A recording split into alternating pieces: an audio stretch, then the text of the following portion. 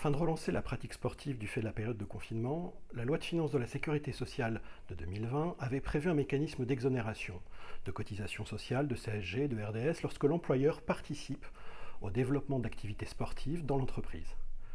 Restait à un décret le soin d'apporter des précisions. Eh bien, c'est chose faite depuis le 28 mai et depuis la publication d'une note par l'URSSAF le 8 juin 2021. Alors, quels sont pour les employeurs les avantages ouvrant droit à exonération pour votre entreprise ? Eh bien, il peut tout d'abord s'agir de la mise à disposition d'une salle de sport par votre employeur, que celle-ci soit dans les locaux de l'entreprise ou que celui-ci la loue en dehors du périmètre de votre entreprise, de vestiaires ou de douches ou de matériel sportif.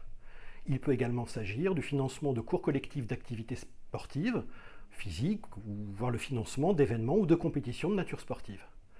Mais alors attention, le dispositif d'exonération il ne s'applique pas aux abonnements ou inscriptions individuelles à des cours sportifs.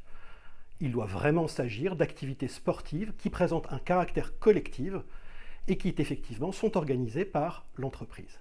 Alors quelles sont les autres conditions requises ?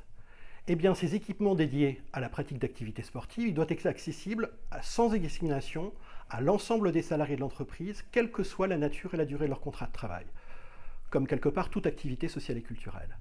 Ces prestations d'activité physique doivent en outre être organisées par l'employeur et par lui seul.